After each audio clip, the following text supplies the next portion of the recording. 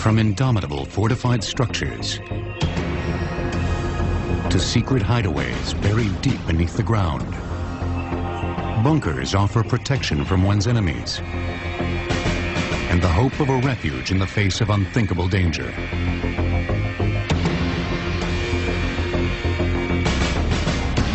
One of the largest, most secret bunkers ever built lies nestled in a lush and remote pocket of the Allegheny Mountains, near White Sulphur Springs, West Virginia.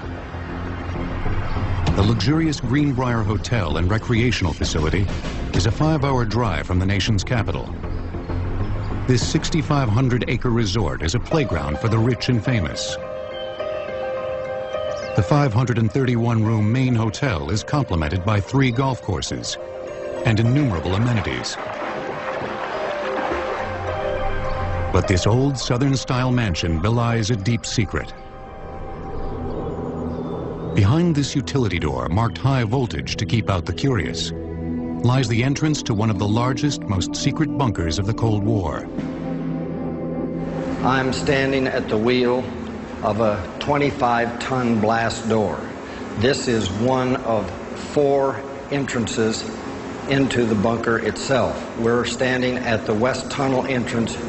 This particular door, as well as the other 3 doors, all have to be manually operated. It is 10 by 18, 18 inches thick, and it swings freely in closing it to lock it into place.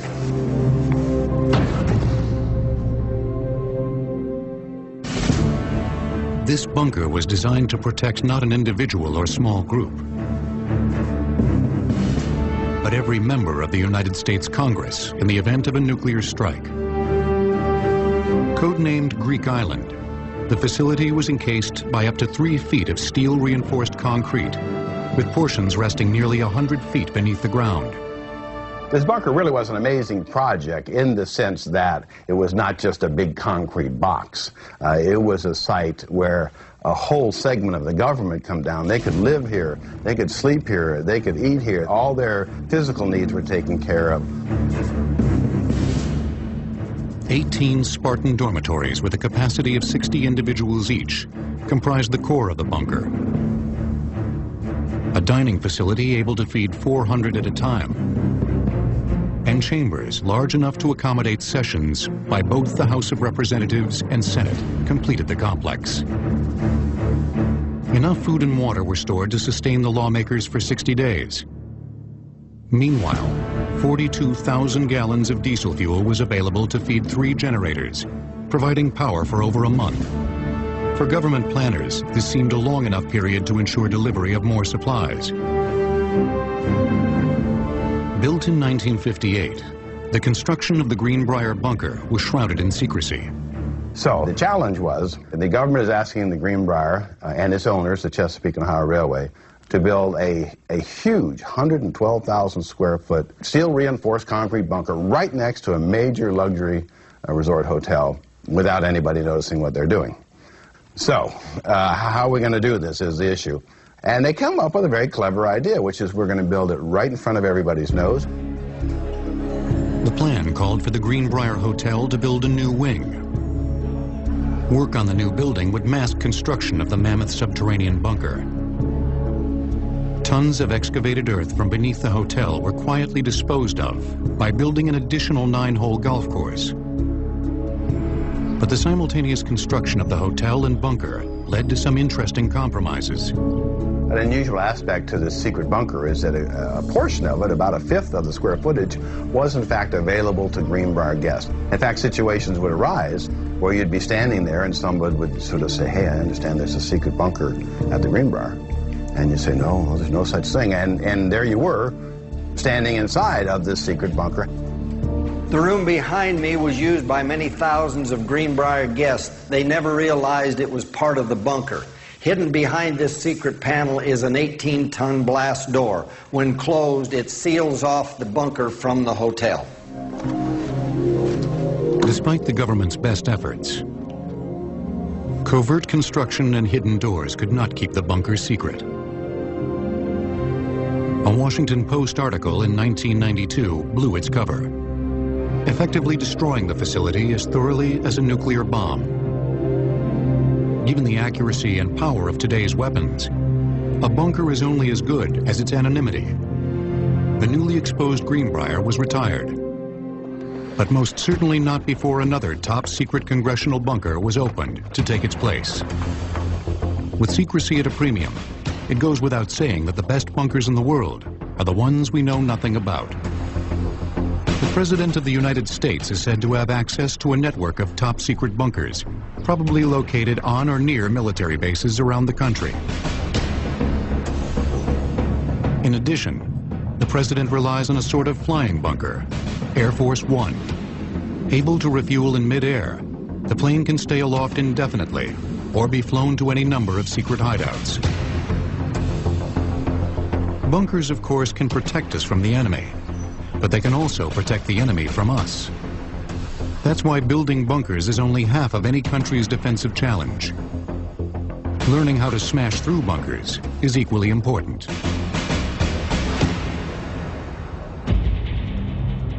Beneath this desert landscape sits a state-of-the-art fortified defensive position, a military bunker. Safely hidden from sight, the bunker is built of concrete and reinforced steel and protected by tons of earth. But it is about to be utterly destroyed.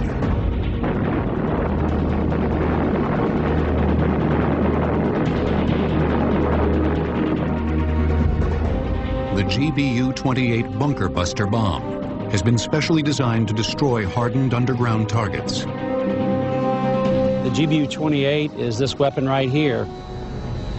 In the front, it's got a laser detector where we can spot a laser on the ground, and this weapon will fly directly to that spot very accurately. The heart of this bomb is a 5,000-pound warhead. But it is the brains of the weapon that make it especially effective against bunkers. A fuse is a little device used to set off this warhead, and what it'll enable this weapon to do is actually count the floors it's going through in an underground bunker. So it can actually sense different stories, and we can have it go off in the precise room where a critical computer, radio transmitter, maybe even weapons of mass destruction are located. Weapons such as the GBU-28 underscore a fact that bunker builders have struggled with since the dawn of the nuclear age. The destructive power unleashed by today's weapons is far greater than any structure can withstand. But that has not stopped people from trying to build the perfect bunker. One of the most impressive bunkers in the world lies beneath 9,565-foot Cheyenne Mountain in Colorado Springs, Colorado. Entombed nearly a third of a mile under this massive granite peak sits the Cheyenne Mountain Operations Center. The reason that the United States established Cheyenne Mountain as a bunker was to create a central facility within which it could collect information initially about bomber attacks against the United States, hence its name, the North American Air Defense Command, NORAD, and later to warn the United States of an attack with ballistic missiles that presumably would have been launched from the Soviet Union. Built in 1966, Cheyenne Mountain was one of the deepest and best protected military bunkers on the planet. The facility was specially designed to withstand a near hit by a nuclear device. Shielded by the mountain, the 15-building complex was shock isolated on hundreds of 3-foot steel springs. In the event of an attack, these springs would provide a moving barrier between the facility and shifting earth. 25-ton blast doors seal the 4.5-acre facility, protecting the military and civilian staff from the force and heat of a nuclear blast. Nearly 1,200 people can survive in this mountain for up to 3 weeks. At a cost of $142.4 million, the massive bunker jointly run by the United States and Canada is still active, protecting the personnel and equipment that scan the skies for enemy attacks. But few experts believe even this bunker could withstand a barrage from today's nuclear arsenal. In the early days, nuclear weapons were not terribly accurate. A place like Cheyenne Mountain, for example, with the NORAD headquarters was reasonably safe because it was unlikely they could be directly hit. But today, with super accurate missiles, there's virtually no place that's invulnerable. Not even a bunker in the middle of a mountain.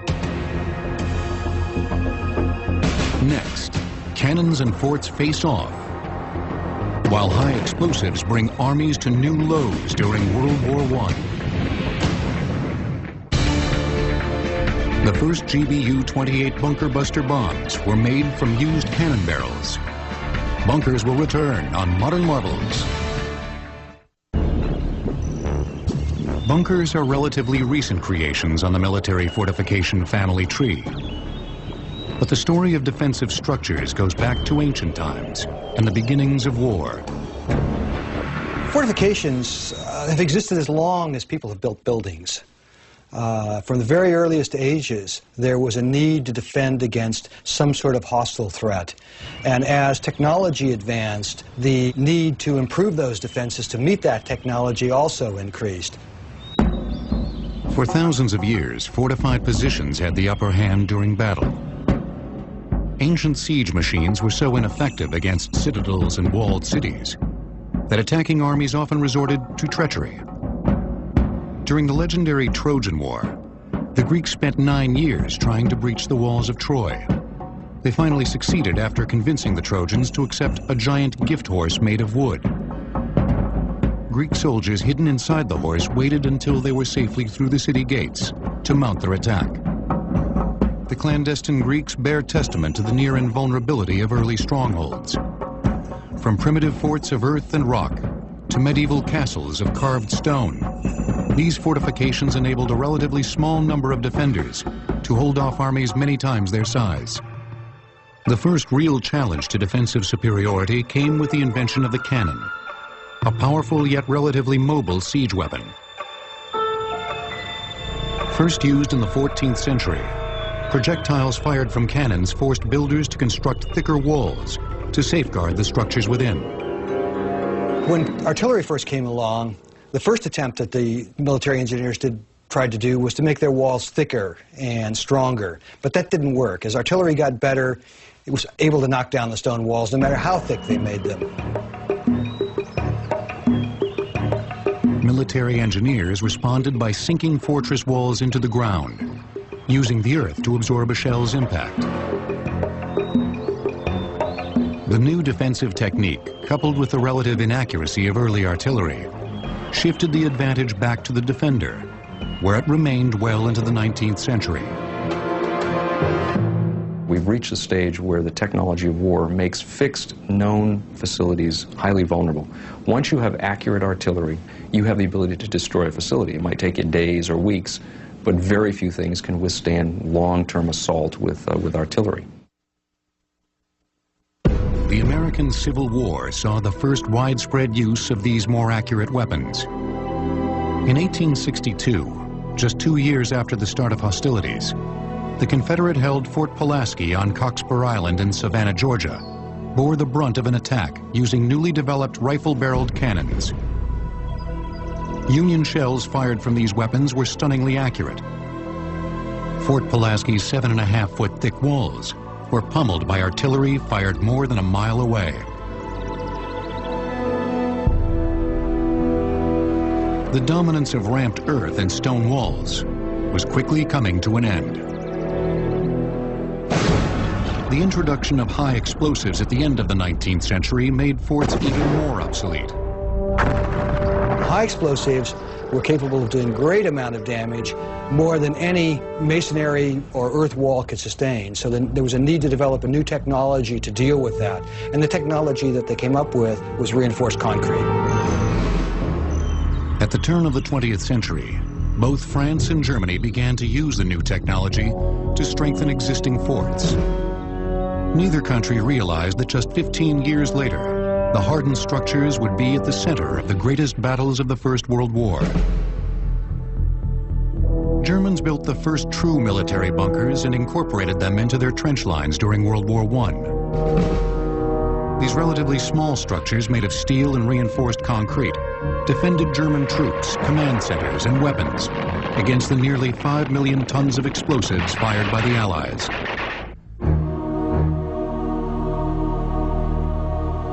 Here in the French countryside lay the remnants of a World War I concrete bunker. Less than 120 kilometers north of Paris, this structure was once part of a 250-mile trench and bunker complex, comprising the famed Western Front. Today, the bunker's rusting steel reinforcing rods protrude from the crumbling concrete shell, as it marks the boundary between a bean patch and a field of wheat. During the war, machine gunners inside these bunkers were blinded by smoke and deafened by the sound of their weapons reverberating off the bare walls. But being inside the bunker was far preferable to being outside. Firing through slits, known as embrasures, bunker gunners took a terrible toll in Allied lives. So hated were the machine gunners that upon surrendering, they were often executed by vengeful soldiers. Still, the bunkers were remarkably successful. One of the reasons that the bunker concept really took hold was the realization that the old-fashioned fort was really a case of putting all of your eggs in one basket. A fort was considered to be a target, and damage to one portion could potentially damage another portion.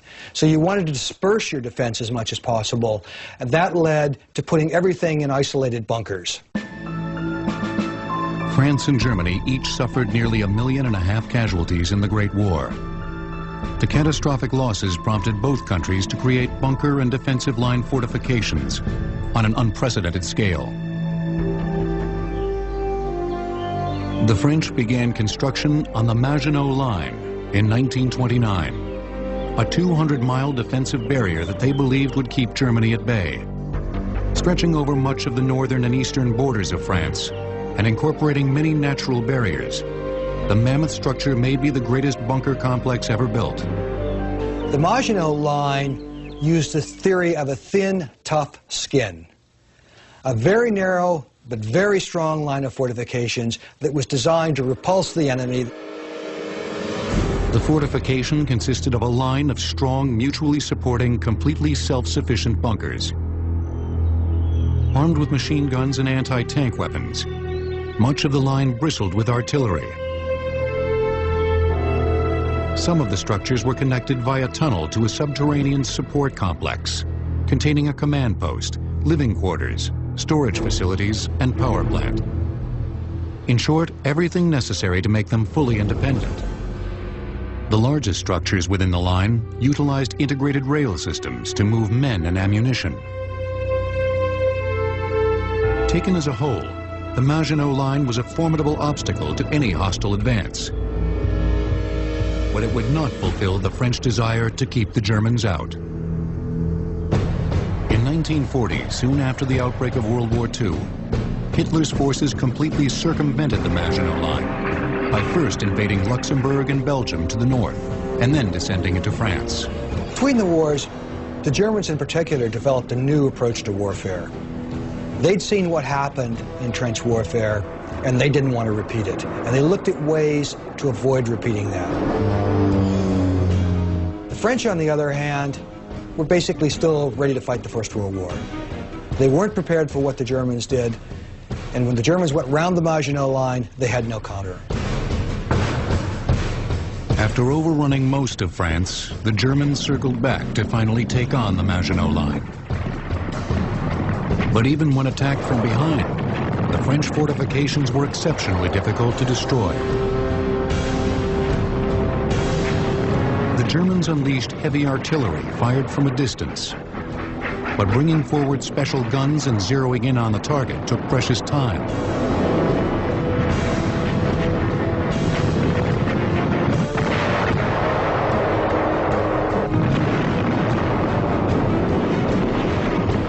For the lightning-fast German war machine, the best offense against bunkers was infantry soldiers. The many different types of bunkers in the Maginot Line meant that no one textbook maneuver worked. Most plans involved first blinding the bunkers with flamethrowers, then moving in close, to plant an explosive device known as a satchel charge.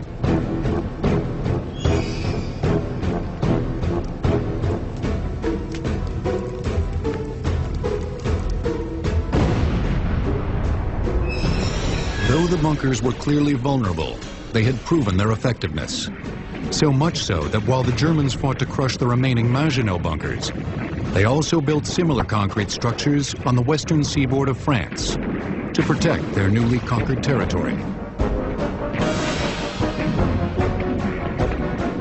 But like the bunkers of the Maginot Line, the German fortifications would prolong the battle, but ultimately lose the war. Next, the weapons of the Second World War force engineers to construct some of the greatest bunkers ever built. German machine gun bunkers during World War I were referred to as pillboxes by English troops because they resembled a pharmacist's pill container. Bunkers will return on Modern Marvels. German submarines were the bane of Allied ships during the Second World War. Patrolling the waters of the North Atlantic, the submarines stopped American supplies and troops from reaching European ports. When submerged, these stealthy hunters were almost unstoppable. But above water, they were nearly helpless, particularly vulnerable when taking on supplies or being repaired. Building a bunker to protect a single 250-foot submarine would be a major undertaking.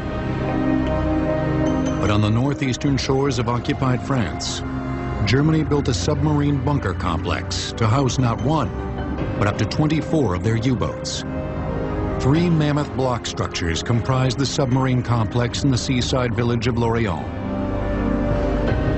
Inside these bunkers lay a small city, able to house and protect the submarines, as well as perform repairs and store tons of ammunition, torpedoes, and fuel to supply the underwater killers. To build this phenomenal structure, they obviously needed a lot of workers. Nearly 15,000 prisoners labored for 2 years to build the base. Most of the labor went into constructing the roofs of the buildings. The bunker's ceilings were built of steel-reinforced concrete over 10 feet thick to protect against enemy bombs. The third and largest building has 2 roofs, making it nearly impenetrable. The first ceiling measures 3.5 meters thick and covers the entire building. Then there is an airspace, on top of which there is a second roof which covers approximately 2/3 of the bunker. The roofs were so well built, they forced the British to develop special 6-ton bunker buster bombs called tall boys. On August 6, 1944, the Royal Air Force scored a direct hit. This 15-foot wide crater on top of the roof is the result of the monstrous blast. But despite the tremendous explosion, the weapon was only able to penetrate a few feet. The roof was so thick, nearly 20 feet of solid reinforced concrete remained intact to protect the facility below. The tall boy at least managed to land on the roof. Most other bombs earmarked for the bunker and the planes carrying them never came close. Over the course of the war, nearly 20,000 German soldiers were assigned to anti-aircraft batteries atop the bunker complex and throughout the surrounding city. Successful attacks by Allied pilots were nearly impossible. Aerial frontal attacks on the bunker were equally difficult. Many of the submarine pens have water-level blast doors that were lowered at the first sign of trouble. The barrier would stop torpedoes and specially designed skipping bombs from literally entering through the front door. For additional protection, the Germans scuttled 2 ships in the harbor. 200 yards from the bunker's entrance, the sunken ships provided an additional barrier to defend against torpedo attacks. The bunkers were impervious to nearly every weapon in the Allied arsenal. Still, they were vulnerable. Lorient bunkers depended upon a steady stream of goods and materials to operate properly. Once the Allies realized they could not destroy the bunkers outright, they turned to cutting the supply lines. Unfortunately for the French, the bunker's supply lines ran directly through the city of Lorient. 60,000 bombes. 60,000 bombs fell on the city, and only 70 buildings were left standing in the town center after the war. The whole city had to be rebuilt. Fortunately, the Lorient population was completely evacuated before the bombing started. So on a human level, there were a few victims, but on a material level, we lost everything. Lorient suffered the same devastating fate as many European cities during the war. But unlike Lorient, other cities were rarely able to evacuate beforehand. In London, German bombers showered the city with high explosives and incendiary bombs. The citizens sought refuge underground. Bunkers and hastily converted subway tunnel shelters protected the people while the city above them burned. The bombs that were raining down on London at that time, and indeed not just London, but practically every major city in the UK, were doing incredible damage. A stick of bombs could devastate a whole area, literally flatten buildings, destroy streets, destroy people's way of life. And you might go down to an underground shelter, maybe a tube shelter, or even just a street shelter, and come out and find your whole street had literally just disappeared.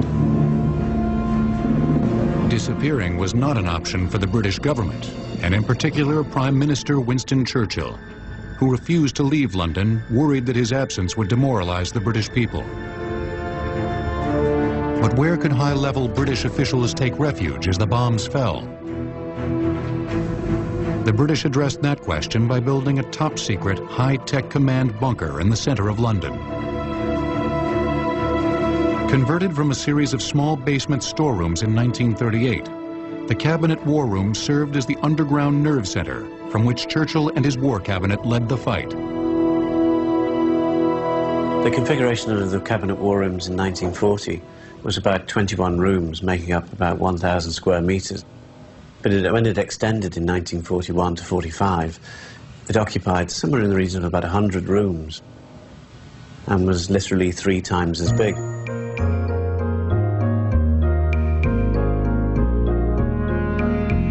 Located under the present-day Treasury building, the bunker is within walking distance of both Parliament and number 10 Downing Street.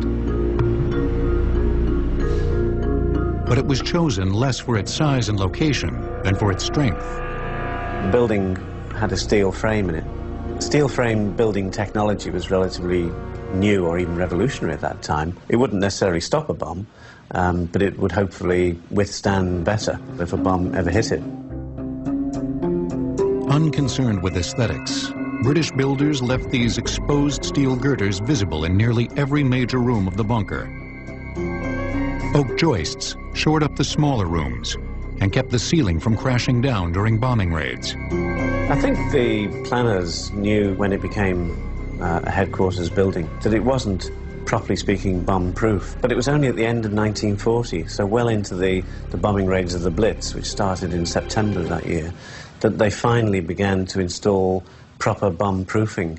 And what they put in was a layer of reinforced concrete, and quite the strongest concrete you can imagine, varying in thickness between about 5 and 10 feet, depending what it was covering. This cutaway in the ceiling reveals the thickness of the concrete as it rests upon the steel girder subframe. But it was not just the strength of this structure that made it such an effective command bunker. Behind this unassuming bathroom door lies one of the greatest technological secrets of the entire war. The war rooms were really Churchill's high-tech basement headquarters, and one of the highest high-tech items in it, I suppose, was the so-called transatlantic telephone. And it allowed the Prime Minister to talk to the President in complete secrecy. And it was, in effect, really the first direct secret hotline. So it was behind this humble door marked with a very basic toilet lock that some of the most secret and high-level conversations of the war were taking place. But not every secret associated with the Cabinet War Rooms was so diligently concealed. Cabinet War Room's code name Rather ironically, it was number 2 Storey's Gate, which was its address. So I think if the Germans ever did find out about it, they had a pretty fair idea where it might be. The Germans expected Churchill to be rather deeper and rather further away from his normal premises than literally 10 feet underground, 100 yards from his official residence. On the other side of the war, Adolf Hitler too sought shelter in underground bunkers. These bunkers were the backdrops for some of the most dramatic events in the war. The Führer survived an assassination attempt after disillusioned German officers placed a bomb in his Wolfschanze bunker complex, which was located on the border between Poland and Germany. But the most infamous bunker in the world was constructed under the Chancellery building in the heart of Berlin. The reason that bunker survived, and it survived until the very end of the war when both Soviet and later American and other troops went in to investigate that facility, it survived because we, as the Allies, did not have weapons that were sufficiently accurate to destroy that bunker. What we were doing is launching aircraft and conducting raids against that bunker, but bombs in World War II had accuracies measured in hundreds, if not thousands of meters. And to destroy a hardened, deep underground facility or bunker, you have to have weapons that land directly on that facility, otherwise it'll survive forever. Though the structure survived the onslaught, Hitler did not, taking his own life inside the bunker on April 30th, 1945. With the defeat of Germany, America turned its full attention to the South Pacific and Japan. The death knell for the island nation arrived August 6th, 1945. The atomic blast on Hiroshima killed nearly 100,000 people and forever changed the landscape of peace and war. Bunkers seemed pointless against the awesome power of a nuclear blast. Yet the terrible weapon would lead to a bunker building explosion, the likes of which the world had never seen. Next, frightened Americans dig in deep, while the Air Force builds bunkers to protect the deadliest of weapons. Winston Churchill's Cabinet War Room's bunker had many gadgets, including one of the first electric cigar lighters. Bunkers will return on Modern Marvels.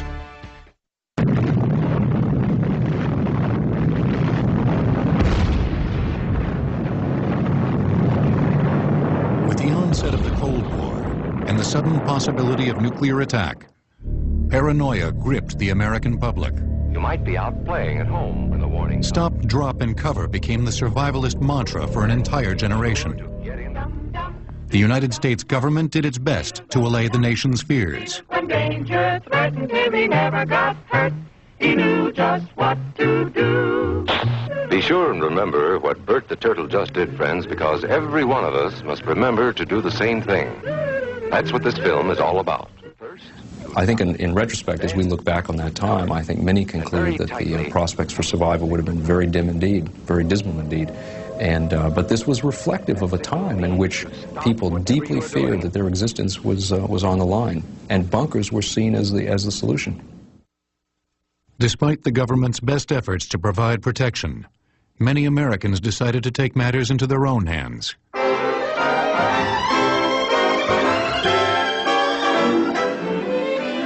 Backyard bomb shelters. The bunker for the man in the street became the rage. From basic store-bought models for less than $100 to specially built structures that cost as much as a house.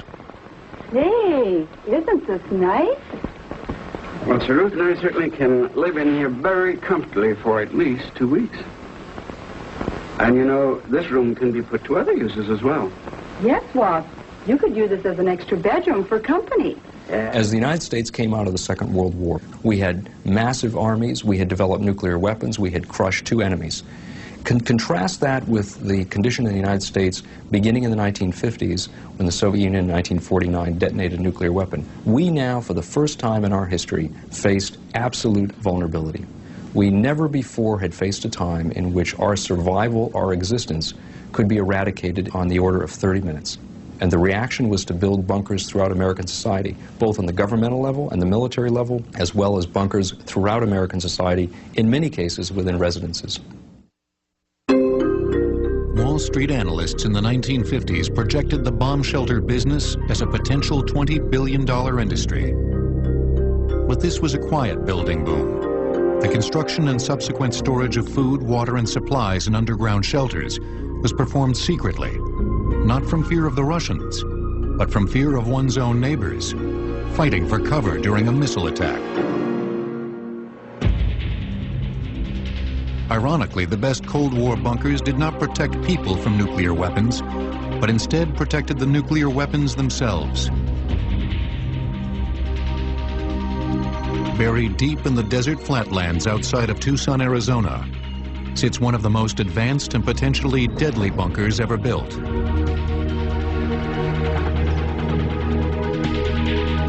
The facility and others like it were designed to protect and, if necessary, launch America's largest intercontinental ballistic missiles, the Titan IIs. Billed as a retaliatory weapon, the missile could be launched in less than 10 minutes by a two-man crew, operating deep within the facility. A Soviet missile sent to destroy the bunker would take just over half an hour to reach the site. By that time, the 103-foot Titan II would be thundering toward its Russian target. Constructed in the early 60s, the Titan II missile facility is comprised of a 146-foot deep silo and adjoining command center. The structure took nearly a year and a half to build and cost over $8 million. Like the Cheyenne Mountain bunker in Colorado, the Titan II facility was built to roll with the punches in the event of a nuclear strike. Everything in here is shock isolated from the missile down to the smallest piece of equipment. That means they're mounted on springs. So should there be a ground movement for any reason, the equipment is not going to break. It's just going to move around. The facility could also be closed off to the outside world during an attack.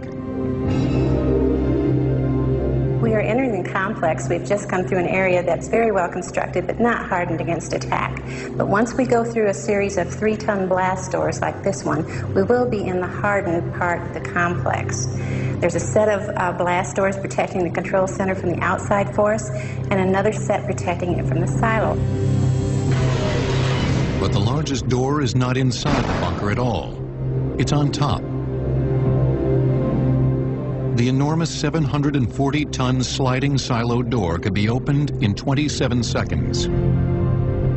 When closed, the door shielded the facility to help the structure survive a near hit by a nuclear weapon. By 1963, no less than 54 Titan II missile sites were operational throughout the country, ready at a moment's notice to obliterate an enemy target. Ironically, despite their construction and secrecy, nearly all the missile sites were knocked out, though not by an enemy attack. 53 of them were dismantled as part of a mutual disarmament pact between the two superpowers. Today, the Arizona bunker is the last that remains in its original form. It now draws visitors as a National Historic Site and stands as a testament to both bunker ingenuity and just how close we came to nuclear war. Next, smart bombs wreak havoc in Iraq, while the underground bunker meets its high-tech end. The Titan II missile currently in the silo near Tucson was disarmed, drilled with holes, and left above ground for 1 month to allow Soviet satellites to verify its decommission. Bunkers will return on Modern Marvels.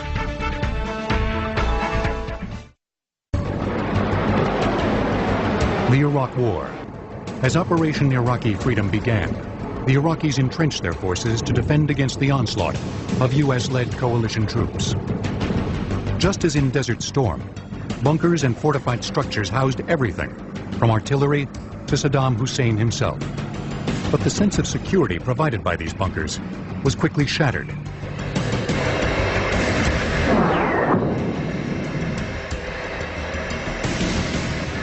Good and level. Smart bombs targeted and struck even the most secret of Saddam's hidden bunkers. Nothing could have prepared the Iraqi troops for the state-of-the-art precision-guided weapons. The war with Iraq suggested bunkers are no longer viable military options when fighting well-organized and technologically advanced militaries. And the U.S. Armament Center at Eglin Air Force Base wants to make that a reality. Occupying an area 2/3 the size of Rhode Island, the Air Armament Center on the Florida Panhandle builds and tests state-of-the-art bunker-busting weapons. Here, test pilots and scientists are able to perfect the guidance and delivery systems for these bombs by dropping them as if in a real battle situation. When we're testing bunker buster type weapons, the idea is to put the weapon on the target. Ultimately, you plan a specific route to get to the target, and you release the weapon at a specified range from the target. The weapons are so accurate, they can be dropped by planes up to 10 miles away and hit within feet of their target. Special fuses, guidance systems, and the ability to burrow underground make these bombs perfect bunker killers. But how do you test the individual components of a weapon that travels over 1,000 feet per second and is vaporized within milliseconds after impact? We use our sled track tests. 3, 2, 1.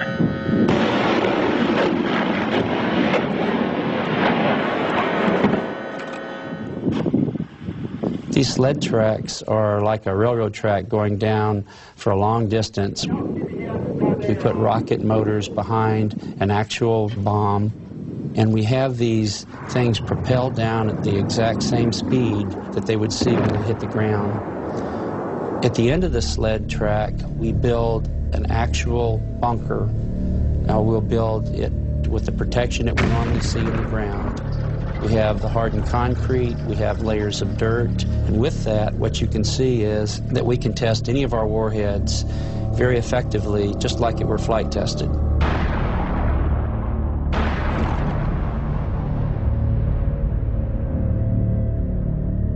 High-speed cameras and electronic test equipment catch the apocalyptic destruction unleashed in a fraction of a second.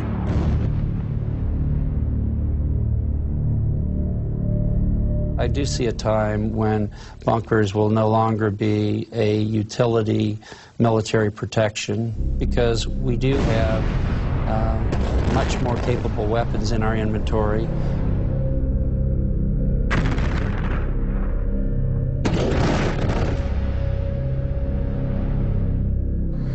Despite their practical limitations, bunkers still continue to be built. Humans will always have an instinctual need to be protected and taken out of harm's way. The bunker mentality is as old as nearly any thought process. And as long as this persists, presidents, dictators, and common people alike will quietly dig into the earth in search of a degree of protection that may no longer be obtainable.